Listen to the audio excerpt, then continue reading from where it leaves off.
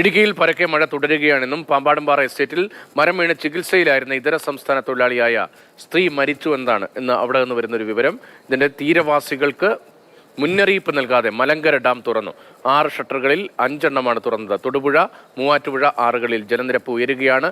എല്ലാ താലൂക്ക് ഓഫീസുകളിലും control room പ്രവർത്തിക്കും. ജെയിനസ് രാജ് വരുന്നു. ജെയിൻ, എന്തുകൊണ്ടാണ് മുന്നറിയിപ്പില്ലാതെ ഡാം തുറന്നത്? അക്കാര്യത്തിൽ ഇതുവരെ ഒരു വിശദീകരണം ഉണ്ടായിട്ടില്ല.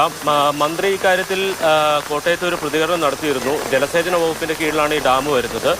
കൃത്യമായ നിർദ്ദേശം ജില്ലാ ഭരണകൂടത്തിന് കൈമാറിയിരുന്നു എന്ന തരത്തിലാണ് മന്ത്രി പറയുന്നത്. പക്ഷേ ഇന്നലെ 5:30-നാണ് ഡാമിന്റെ ഷട്ടറുകൾ ഉയർത്തിയത്.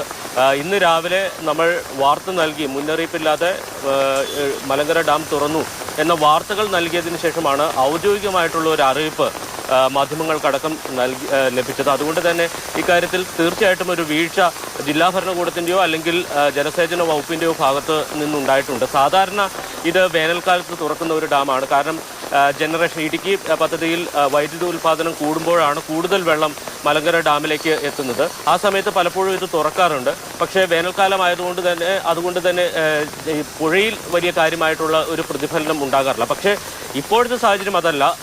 വലിയ മഴ പെയ്തുകൊണ്ടിരിക്കുന്നു. കാലാവസ്ഥാ നിരീക്ഷണ വകുപ്പ് തന്നെ മുന്നറിയിപ്പും ജാഗ്രതാ നിർദ്ദേശവും നൽകിയിട്ടുണ്ട്.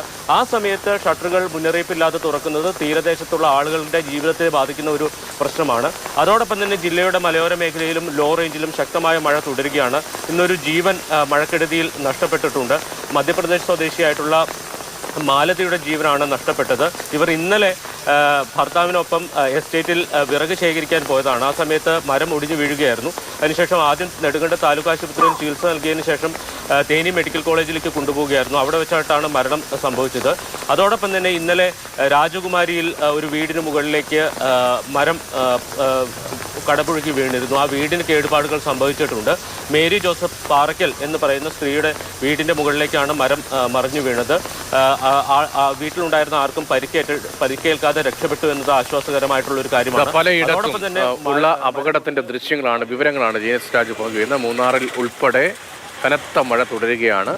ടൂറിസം മേഖലയിലൊക്കെ വലിയ പ്രതിസന്ധിയുണ്ട്. പാമ്പാടുംപാറ എസ്റ്റേറ്റിൽ മരം വീണ് ചികിത്സിച്ചിരുന്ന ഇതര സംസ്ഥാന തൊഴിലാളി സ്ത്രീ മരിച്ചു. രാമക്കൽമേട് എന്നുള്ള പുതിയ ദൃശ്യമാണ് ഈ കാണുന്നത്. ഒരു കാറ് അപകടത്തിൽപ്പെട്ട് തലകീഴായി നിൽക്കുന്ന ദൃശ്യങ്ങളാണ് രാമക്കൽമേട്ടിൽ നിന്ന് നമ്മൾ കാണുന്നത്.